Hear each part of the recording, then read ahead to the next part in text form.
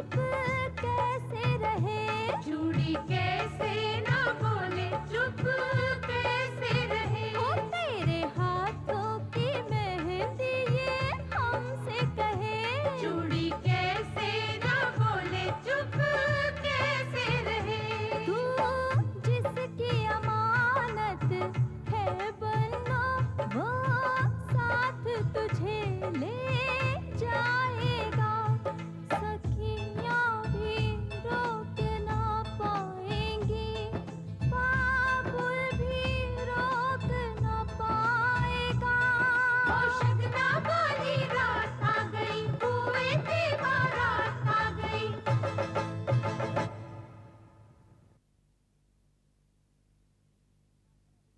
दिमाग खराब हो गया लाहौरी का। घुट घुट के जीना मंजूर है उसे, अदालत की सीढ़ी चढ़ना मंजूर नहीं है। कहीं कानून ने ये फैसला कर दिया कि जीजा जी का ब्याह दीदी से नहीं मुझसे हुआ है, तो दीदी की रही सही उम्मीदें भी टूट जाएंगी। उधर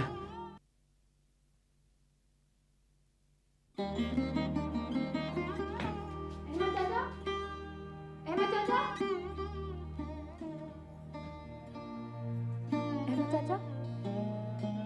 रिंकी बेटा, अहमद चाचा, आप अभी भी गुस्सा है बाबूजी से? नहीं बेटा, गुस्सा किस बात का? हाँ, अफसोस जरूर है।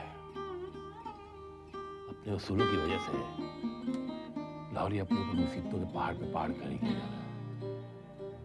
क्यों नहीं जाना चाहता वो अदालत?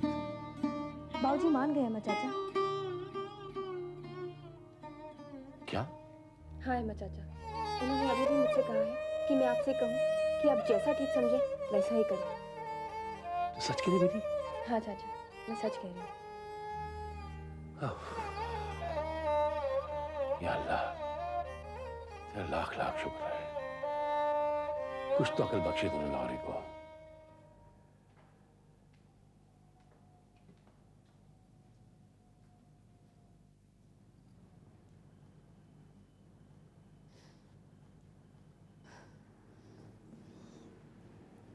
मम्मी, मैं बाबूजी के घर जा रही हूँ। अचानक काम था बाबूजी से? अरे मुझे कहती मैं भी चलती। नहीं मम्मी, आज मैं वापस आने के लिए नहीं जा रही। संतोष, ये क्या कह रही है तू? हाँ मम्मी,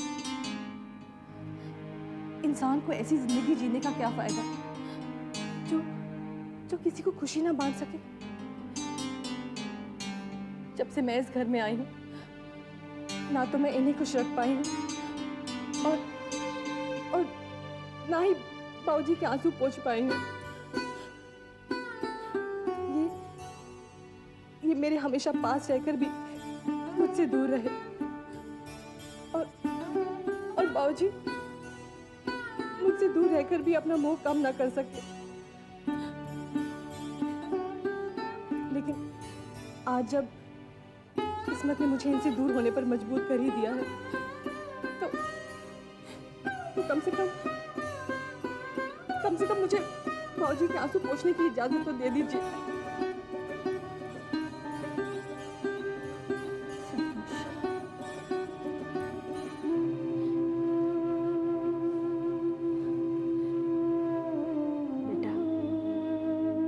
जब तेरे बाबूजी तुझे लेने आए थे ना,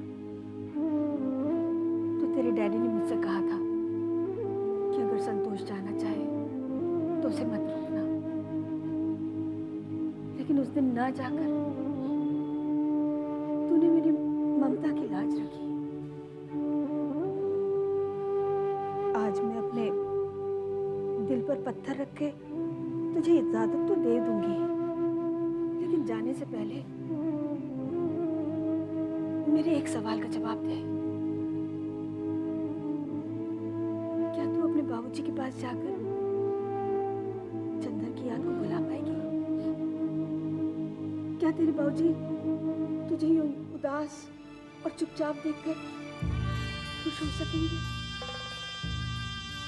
तेरी वो बहनी जिनके अभी हंसने खेलने के दिन हैं, इस तरह से देखकर हंस के पाई। बोल बेटा, अगर तुझे सब होता है तो मैं तुझे नहीं रोकूंगी।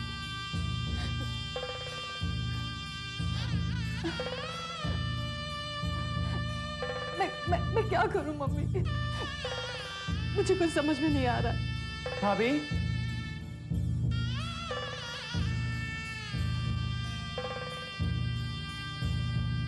भाभी, आपको कुछ करने की जरूरत नहीं भाभी, और आप ये घर छोड़ के भी नहीं जाओगी।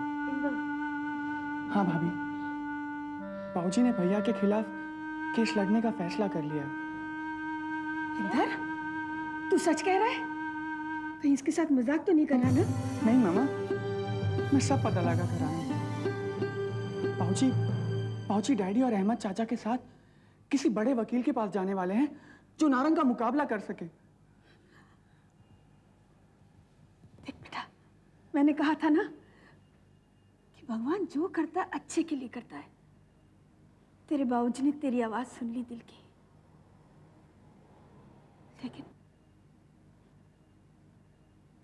लेकिन मेरा बेटा,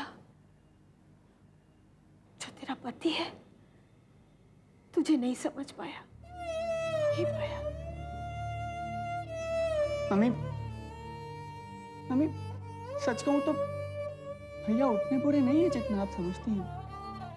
वो तो नारंग साहब के दबाव में आकर वो गलतियां करते चले गए मम्मी, और फिर नौबत यहाँ तक पहुंच गई कि वो भाभी और बाबूजी को नोटिस पे नोटिस भेजते चले गए। चुप कर इंदर, मत कर सिफारिश अपने भाई की।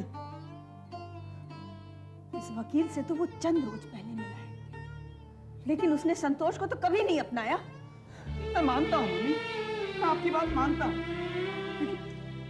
लेकिन भाभी तो ऐसे ही खुश थी कि भैया उनके आसपास तो रहते हैं, और फिर कभी ना कभी एक आध बार उनके चेहरे पर मुस्कुराहट आ ही जाती थी मम्मी। लेकिन अब जब से वो नारंग साहब के पास रहने गए, वो खुश नहीं है मम्मी, वो खुश नहीं है। उनके चेहरे से हंसी जैसी गायब हो गई है। उन्हें देखकर ऐसे लगता है जैसे वो अपने आप से ही नाराज हो गए हो मम्मी। बस कर इंदर, बस कर, मत कर तरफदारी अपने भाई की। अगर वो इतना ही भोला है तो क्यों नहीं अपना लेता इसे? क्यों नहीं माफी मांग लेता इससे? अगर वो तुझे कहीं मिल जाए ना तो कह देना उससे कि ना मैंने उसे जन्म दिया है, ना ही वो मेरा बेटा है। सुना तूने? कह देना उसे कि ना मैं उसकी मां हूं और ना ही वो मेरा बेटा है।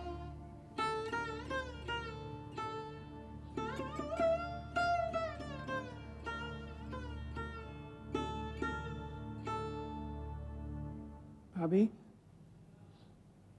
आपको भी मेरी बातें बुरी लगी? हाँ इंदर, मुझे तेरा मम्मी से बहस करना बुरा लगा। भाभी वो तो मैं इंदर, माँ की तो बद्दुआएं भी दुआ बन जाती हैं, और मम्मी तो सिर्फ तुझे समझा रही थी। अब तू मुझसे वादा कर कि तू मम्मी को कभी दुखी नहीं करेगा। चल वादा कर। मैं वादा करता हूँ भाभी, मैं वादा करता हूँ। मिस्टर कपूर, आपको ये जानकर खुशी होगी कि अदालत ने हमारी दरख्वास्त मंजूर कर दी। गुड। और हमें 15 दिन की मोहलत मिल गई है। अब हमारे पास इतना वक्त है कि हम इस केस के हर पहलू पर बारीकी से नजर डाल सकें। और हां, कोर्ट में मिस्टर नारंग से सामना करने के लिए मुझे इस बात पर यकीन होना चाहिए कि अदालत में मैं जो कहूंगा आप लोग वही कहेंगे। क्या अजीब बात कर रहे हैं आप भी वकील बाबू, ये भी तो पूछने की बात है। अरे हमें केस जीतने से मतलब है, आप बताइए हमें क्या कहना है। देखिए मिस्टर खान, पहले तो आप मेरी बात को ध्यान से सुनिए। वही तो कर रहा हूं मैं, आप भी बात को घुमा फिरा के किए जा रहे हैं। अहमद, क्यों मुतावला हो रहा है? सुन तो लेना वकील साहब क्या कह रहे हैं। अरे सुनी तो रहा हूँ। आप बोलिए बोलिए, क्या कहना है आप, बोलिए। देखिए लाला जी, मिस्टर नारंग ने आप पर यह इल्जाम लगाया कि आपने धोखाधड़ी से अपनी बड़ी बेटी संतोष का ब्याह चंदर कपूर से कर दिया। लेकिन हमें अदालत में यह साबित करना होगा आपने कोई धोखा नहीं दिया। चंदर का ब्याह संतोष से हुआ था, सिर्फ संतोष से। और हां, हमारे लिए सबसे अच्छी बात यह है कि मिस्टर कपूर जो चंदर के पिता हैं, ये हमारे साथ हैं। तो कपूर, आप अदालत में खड़े होकर ये कहेंगे ना कि लाला जी ने आपके बेटे के साथ कोई धोखा नहीं किया? कोर्स लाला जी ने किसी को धोखा नहीं दिया। इनके जैसा देवता पुरुष किसी को धोखा नहीं दे सकता। वकील साहब, सच मानिए कि इनकी शराफत और इंसानी की है कि मैं अपने बेटे के खिलाफ किसी भी अदालत में खड़ा होकर गवाही देने को तैयार हूं। वकील साहब, आपको यकीन है तो हमारी बहुत अच्छा। संतोष जो कल तक हमारी बहू थी, आज हमारी बेटी बन गई। Very good. इसका मतलब यह हुआ कि आधा केस तो हम अभी जीत गए और बाकी का आधा केस लाला जी के बयान से जीत जाएंगे। क्यों लाला जी, आप अदालत में यह कहेंगे ना कि संतोष का ब्याह चंदर से हुआ था? जी, यही हुआ था और यही कह दो। एक बात और, एडवोकेट नारंग बहुत ही चालाक आदमी है।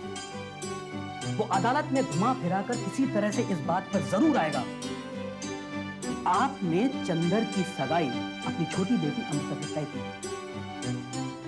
लेकिन आप इकरार नहीं करेंगे, आप बिल्कुल भी इकरार नहीं करेंगे। आप यही कहेंगे कि चंदर की शादी संतोष से तय हुई थी और उसी से हुई। नहीं, ये तो झूठ है, बिल्कुल झूठ है। शादी तो डिंकी से ही तय हुई थी। तो क्या फर्क पड़ता है? वैसे भी अदालत में झूठ को सच और सच को झूठ साबित करना दुनिया की रीत है। होगी, दुनिया की रीत होगी वकील साहब, लेकिन मेरे बुजुर्गों की रीत नहीं है।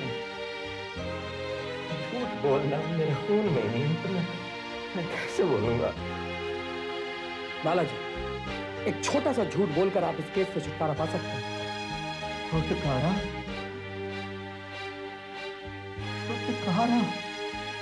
ये क्या कह रहे हो वकील साहब? क्या कहना चाह रहे हैं आप? एक छोटा सा झूठ बोलकर मैं अपने सीने में बड़ा सा बोझ डाल लूं? सारी जिंदगी में अपने आप से शर्मिंदा होता रहूं? मैं अपने आप को कोसता रहूं कि मैंने पाप किया है? नहीं वकील साहब, ये मुझसे नहीं होगा। मैं भले ही आपकी अदालत में केस हार जाऊं, लेकिन मैं ऊपर वाले की अदालत में पाप का भागीदार नहीं बनना चाहता।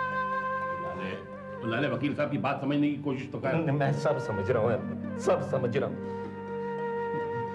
तू वकील साहब से पूछ ले, अगर ये सच का हाथ पकड़कर नहीं चल सकते तो झूठ का दामन पकड़कर मंजिल तक पहुंचना मुझे भी मंजूर नहीं है अहमद। लाले, ये बात मुझसे नहीं होगा, मुझे मंजूर नहीं।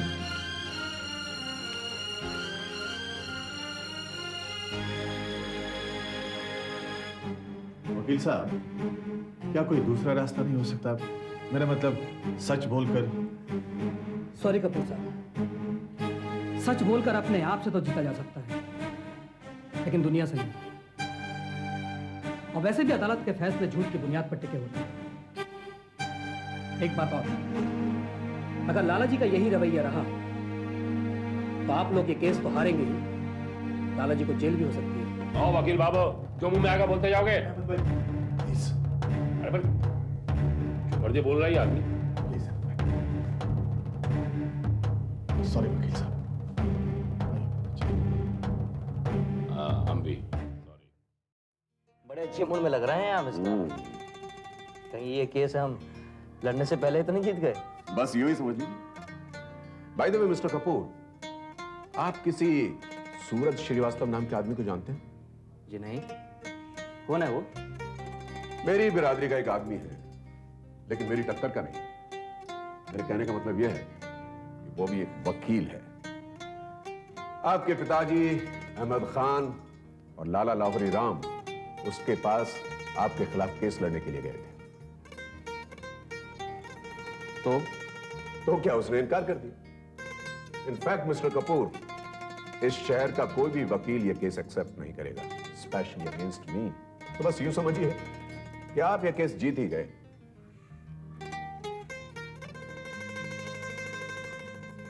क्या हुआ? आपको ये जानकर खुशी नहीं हुई? ऐसी बात नहीं है मिस्टर नारायण। दरअसल मैं ये सोच रहा था कि इस केस का फैसला जितना जल्दी हो मेरे लिए उतना ही अच्छा है। ना कम ऑन मिस्टर कपूर, हो जाएगा। भाई उन लोगों ने अदालत से 15 दिन की मोहलत मांगी थी ये केस लड़ने के लिए, तो जहां आपने इतना इंतजार किया है, 15 दिन और इंतजार करने में क्या फर्क पड़ता है? फर्क कुछ नहीं पड़ता मिस्टर। सच बात यह है कि मैं जल्द से जल्द ये शहर छोड़ देना चाहता हूं। शहर छोड़ देना चाहते हैं? क्यों? मेरे घर में आपको कोई तकलीफ है? नहीं, ऐसी कोई बात नहीं है मिस्टर। आपने तो मुझे ऐसे वक्त में सहारा दिया जब मेरे अपनों ने मुझे घर से बाहर निकालकर रोड पर आने के मजबूर कर दिया था। मिस्टर नारंग, मैं इस शहर में किसी की नफरत भरी निगाह का सामना नहीं कर पाऊंगा, ना अपनों की और ना गैरों की। इसलिए मुझे जितना जल्द संतोष से छुटकारा मिलेगा, मैं इस शहर को छोड़कर कहीं दूर, बहुत दूर चला जाना चाहता हूं, बस।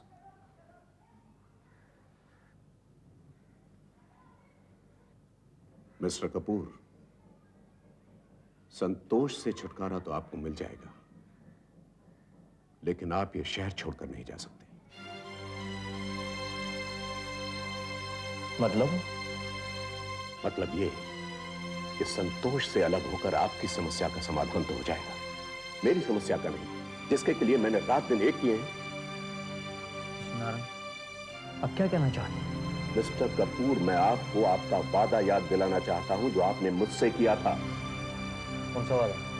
यही कि मेरे बेटे को वापस लाने में आप मेरी मदद करेंगे। और ये तभी संभव है जब भरी अदालत में आप ये कहें कि अमृता मेरी पत्नी है और मैं उसे ब्याह करना चाहता हूं।